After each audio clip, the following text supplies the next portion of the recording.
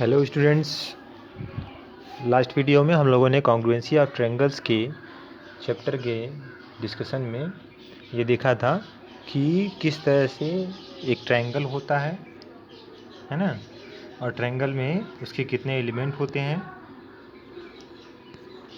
उसके बाद हमने ये देखा था कि कॉन्ग्रुएंसी का कॉन्सेप्ट क्या है कि नहीं, कॉन्ग्रुएंसी का कॉन्सेप्ट क्या है, और फिर ये देखा था कि किस किस तरह से हम जो है कॉन्ग्रुएंसी दिखा सकते हैं।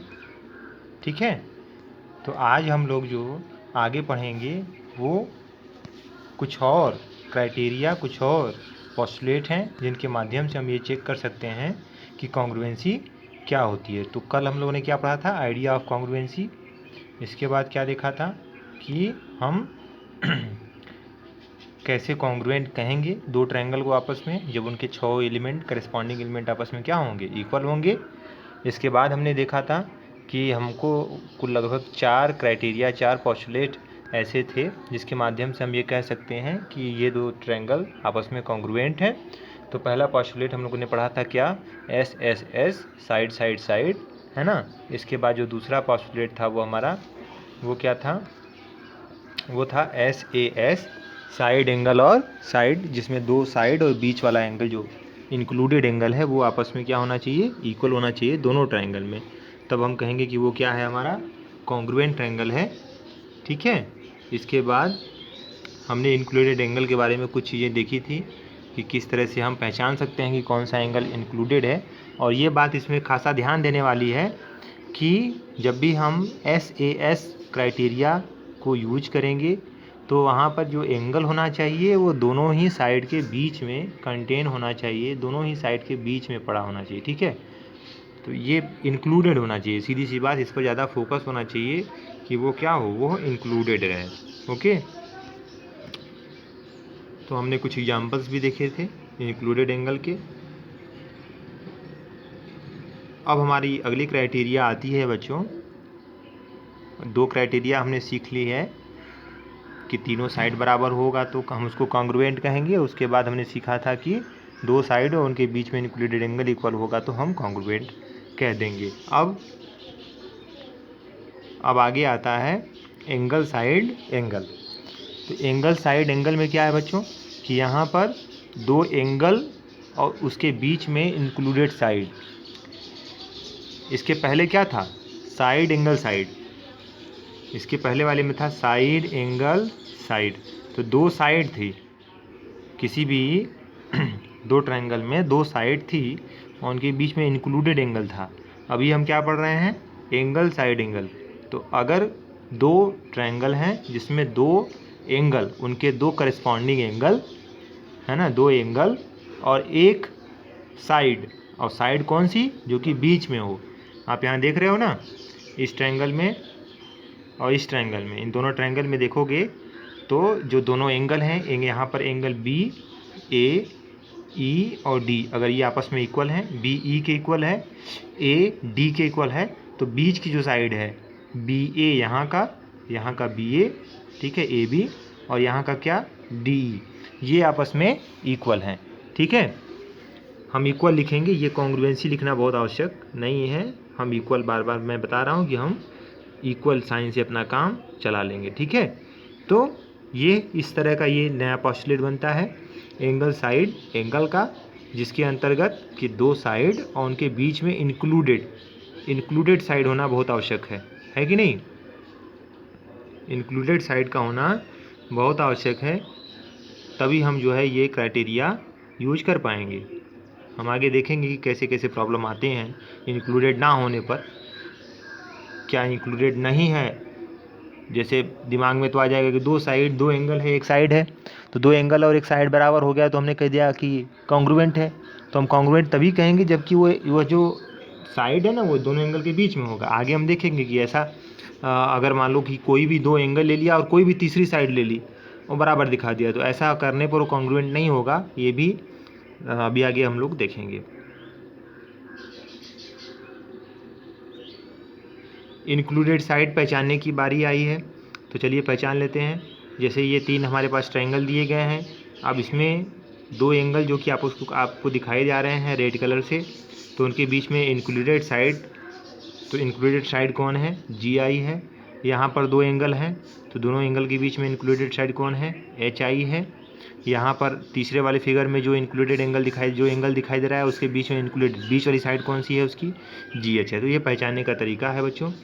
ठीक है, एक छोटी सी क्वेरी कर लेते हैं। क्वेरी का मतलब ये है कि क्या इस ट्रायंगल में, दिए गए ट्रायंगल में इंक्लूडेड साइड अगर पहचानना है तो मतलब कि अगर किसी ने कहा कि एंगल Y और एंगल E के बीच में कौन सा इंक्लूडेड साइड है, तो साफ साफ दिख रहा है ना कि एंगल Y यहाँ है, एंगल E यहाँ है, तो ये वाला जो है वो इंक्लूडेड है, यानी YE। और उसी तरह से बाकी दो एंगल E और एंगल S के बीच में क्या होगा? ES होगा, और एंगल S और Y के बीच में क्या होगा? SY होगा। ओके, तो इस तरह से हमारी जो तीसरी क्राइटेरिया है वो कंप्लीट होती है। और तीसरी क्राइटेरिया ने क्या कहा? उसने कहा कि आपका दो एंगल और एक साइड ये आपस में क्या होनी चाहिए? इक्वल। और साइड क्या होनी चाहिए? बीच में इंक्लूडेड होना चाहिए, वो बीच में पड़ा हुआ होना चाहिए। अगली स्लाइड पर चलते हैं। तो अगली स्लाइड पर क्या है? अगली क्राइटेरिया है एंगल एंगल साइड। तो देखो बच्चों, यहाँ पर जो है ये क्राइटेरिया सही सिद्ध हो जाती है। ठीक है, आप देखिए पीछे वाले में जो हम कह रहे हैं, पीछे वाले में वहाँ पर क्या है? इंक्लूडेड एंगल और इंक्लूडेड साइड की बात की जा रही है ना। लेकिन एंगल और एंगल साइड, अगर किसी दो ट्रायंगल में हमने दो एंगल और एक साइड को भी बराबर दिखा दिया तो भी वो कॉन्ग्रुएंट होगा। तो यहाँ पर लिखने वाली बात है कि आप किसको दिखा रहे हैं, बात समझ रहे हैं कि नहीं, है ना। तो अभी पीछे आपने देखा था कि एंगल साइड एंगल की बात की गई थी, अब किसकी बात की जा रही है? एंगल एंगल साइड की बात की जा रही है। तो ये दोनों क्राइटेरिया में फ़र्क सिर्फ इतना है कि आप जैसे जिसको दिखाएंगे, जैसे इस ट्रायंगल में हमने जो दो एंगल दिखाए हैं बराबर हैं, उनके बीच वाली इंक्लूडेड साइड को बराबर नहीं दिखा पाए हैं। हम किसको बराबर दिखा पाए हैं? BC और EF जो कि इंक्लूडेड नहीं है। तो यहाँ पर जब भी हम लिखेंगे कि किस क्राइटेरिया से वो कॉन्ग्रुएंट हुआ, तो हमेशा आपका क्या होना चाहिए? वो एंगल एंगल साइड की क्राइटेरिया होनी चाहिए, क्योंकि साइड यहाँ पर बीच में इंक्लूडेड नहीं है। और यहीं पर अगर हम ये दिखा ले जाते या ऐसा दिखाने में सक्षम हो जाते कि AB जो है वो ED के इक्वल है, तो हम वहाँ पर किस क्राइटेरिया के माध्यम से कहते कि कौन सी क्राइटेरिया है? तो वो एंगल साइड एंगल की क्राइटेरिया को कहा जाता है कि एंगल साइड एंगल की क्राइटेरिया को यूज किया गया है। ठीक है, ये सिर्फ नाम अलग अलग हैं, है ना, इनका काम कुछ भी हो सकता है, इसलिए क्योंकि ये दोनों, देखो इन दोनों में बहुत फ़र्क नहीं है, इन दोनों में बहुत फ़र्क नहीं है। कैसे? देखो पहचान सकते हो तुम, जैसे देखो ये हमारा ट्रायंगल है, एक ट्रायंगल है, ये दूसरा ट्रायंगल है। अगर मान लो कि आपने किसी तरह से दिखा दिया कि एंगल साइड एंगल दिखाने का मतलब कि क्या कर रहे हो बच्चों कि आप ये एंगल है ना, और बीच वाली साइड ये एंगल और बीच वाली साइड ये आपने बराबर दिखाई है कि नहीं दिखाई है? दिखा दी है ना। अच्छा ये बताओ बच्चों कि अगर किसी ट्रायंगल में दो एंगल इक्वल हैं, अगर दो ट्रायंगल आपको दिए गए हैं, एक ट्रायंगल ये है, एक ट्रायंगल ये है, जिसमें दो एंगल इक्वल हैं, तो तीसरा एंगल इक्वल होगा कि नहीं होगा? बिल्कुल होगा, क्योंकि अगर दो एंगल आपस में इक्वल हैं तो तीसरा भी आपस में इक्वल होगा, तो ये भी क्या हो जाएगा? इक्वल हो जाएगा। तो अगर हम एक एंगल को छोड़ दें, किस एंगल को?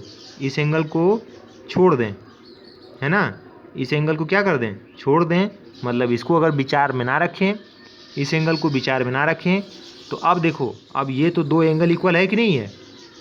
दो एंगल इक्वल है, और जो साइड है वो हमारी इंक्लूडेड है क्या? नहीं है। तो इसका मतलब अगर ये प्रूफ हो गया एंगल साइड एंगल से कॉन्ग्रुएंट, तो ये दूसरा वाला क्राइटेरिया भी उसी में शामिल है, और दूसरा वाला है तो पहला वाला भी उसी में शामिल है। ठीक है, तो ये दोनों जो हैं एक ही दूसरे के बदले हुए स्वरूप हैं, है ना। तो कोई बाध्यता नहीं है, अगर ट्रायंगल में आप किसी भी दो एंगल को बराबर दिखा ले जाते हो, और किसी भी तीसरी साइड को अगर वो इंक्लूडेड है तब भी हमारे पास क्राइटेरिया है, अगर वो इंक्लूडेड नहीं है तब भी हमारे पास क्राइटेरिया पोस्टुलेट मौजूद है। तो हम दोनों पोस्टुलेट के माध्यम से बता सकते हैं कि ये दोनों ट्रायंगल कॉन्ग्रुएंट हैं कि नहीं है। बात क्लियर है? सबको समझ में आया? तो अब कंफ्यूज होने की ज़रूरत नहीं है कि AAS AAS या फिर SASA, इन दोनों में क्या फ़र्क है? तो इन दोनों में सिर्फ इतना फ़र्क है कि यहाँ पर जो S है वो इंक्लूडेड साइड है और यहाँ पर जो S है वो नॉन इंक्लूडेड साइड है। ठीक है, यही दोनों में फ़र्क है, बस थोड़ा सा। तो जहाँ पर जिस मौके पर जैसा हमको बराबर दिखाई देगा उस तरह से हम काम करेंगे और ट्रायंगल्स को कॉन्ग्रुएंट दिखा पाएंगे। ठीक है, आगे चलते हैं अगली स्लाइड पर।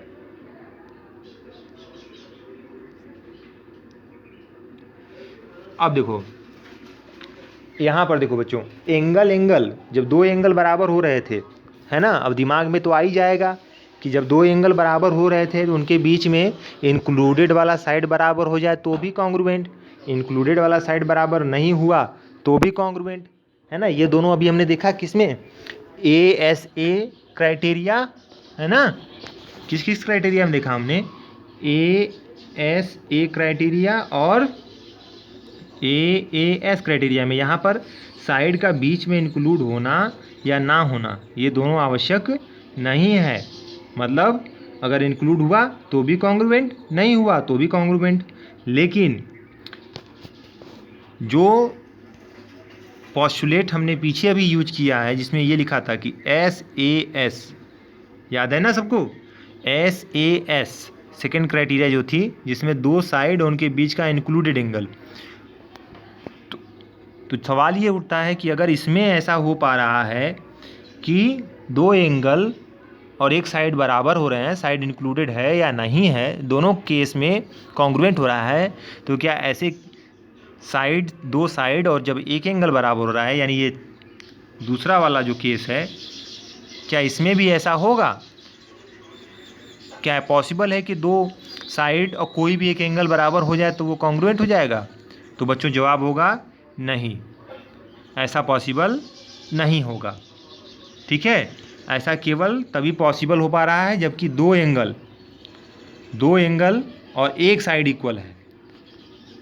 जब हमारे पास दो साइड और एक एंगल इक्वल है तो उस केस में, जब दो साइड और एक एंगल इक्वल है तो उस केस में इस एंगल का बीच में इंक्लूड होना बहुत महत्वपूर्ण है कॉन्ग्रुएंसी के लिए।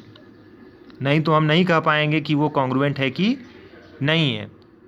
तो ये जो SSA वाली क्राइटेरिया है, SSA, यह नहीं होती है, इसको यूज नहीं किया जाता है। ठीक है, ऐसी कोई क्राइटेरिया नहीं होती है, कोई कन्फ्यूजन नहीं होना चाहिए। कौन सी क्राइटेरिया होनी चाहिए हमारे पास, SAS। फिगर में भी आप देख पा रहे हो, फिगर में देखो कि साइड AB ED के बराबर बताया है, साइड BC को EF के बराबर बताया है, लेकिन ये जो एंगल है, ये एंगल इन दोनों के बीच में नहीं है, इंक्लूडेड नहीं है, तो ये कॉन्ग्रुएंट नहीं है, नॉट कॉन्ग्रुएंट। तो फिर कन्फ्यूजन दिमाग में आता है। तो वहाँ पर जबकि दो एंगल और एक साइड वाली बात थी तो वहाँ पर ऐसा कोई बाध्यता, ऐसी कोई बाउंडेशन क्यों नहीं थी? वहाँ पर साइड बीच में हो और चाहे बीच में ना हो, दोनों केस में वो कॉन्ग्रुएंट हो रहा था। तो मैंने अभी पीछे एक्सप्लेन किया कि ट्रायंगल जब होता है, ऐसे आपको ट्रायंगल दे दिया गया है ना, और इस ट्रायंगल में अगर दो एंगल आपने बराबर दिखा दिए, ये और इंक्लूडेड साइड को बराबर दिखा दिया, तो जब दो एंगल आपस में बराबर है ट्रायंगल में, तो तीसरा एंगल अपने आप बराबर हो जाएगा। तो इसका मतलब ये है कि साइड आपकी इंक्लूडेड हो या ना हो। अब अगर हम इसको कंसीडर ही ना करें, इस वाले एंगल को जिसके बराबर होने पर वो कॉन्ग्रुएंट हुए थे, तो होगा क्या? तब तो हमारे पास जो दोनों एंगल हैं उनके बीच में साइड इंक्लूडेड नहीं है, लेकिन ट्रायंगल तो हमारा पहले से ही कॉन्ग्रुएंट प्रूफ हो चुका है, हुआ है कि नहीं? तो इसका मतलब क्या ये कॉन्ग्रुएंट नहीं होगा? अब होगा। तो जब दो एंगल और एक साइड की बात हो, दो एंगल और एक साइड, उस केस में साइड बीच में इंक्लूड हो या ना हो, दोनों केस में वो कॉन्ग्रुएंट होगा। लेकिन जब दो साइड और एक एंगल की बात हो, तो जब दो साइड और एक एंगल की बात होगी तो उसमें एंगल को बीच में इंक्लूड होना मस्ट है।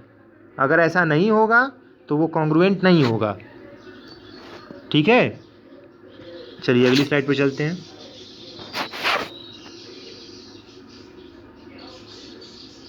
अब बात में दिमाग में आती है बच्चों की, क्या ऐसा भी पॉसिबल है कि तीनों एंगल बराबर हो जाए?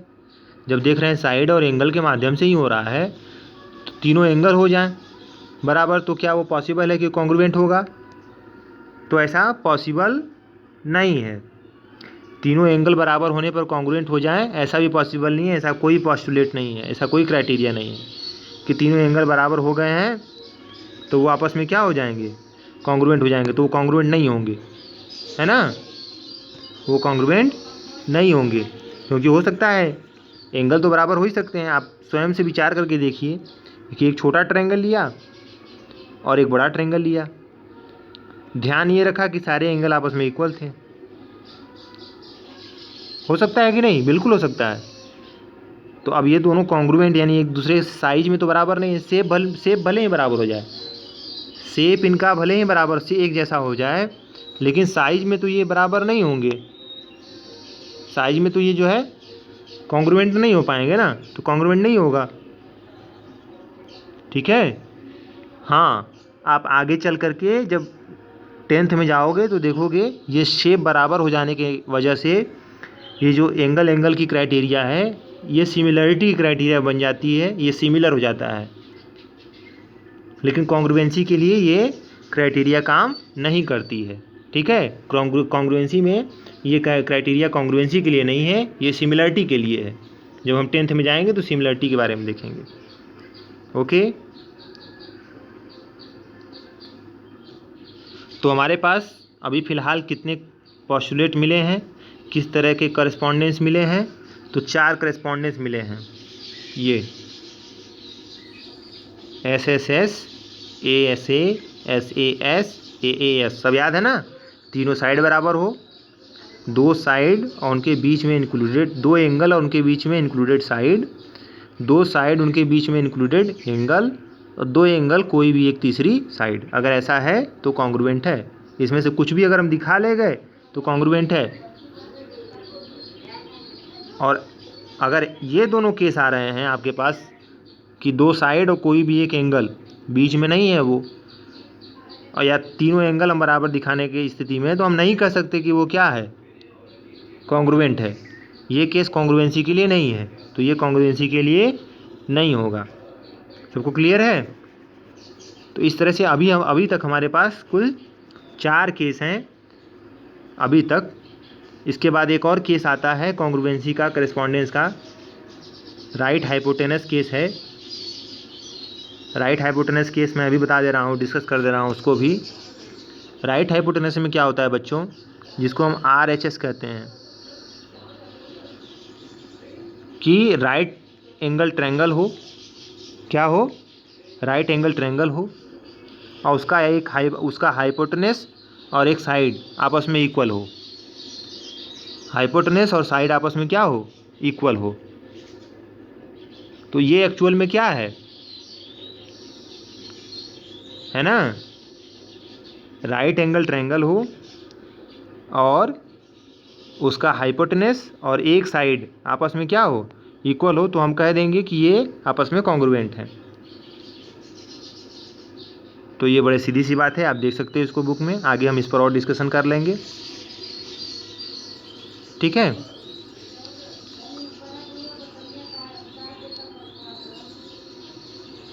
चलिए कुछ एग्जांपल्स हमारे पास हैं, इनके नाम रख देते हैं।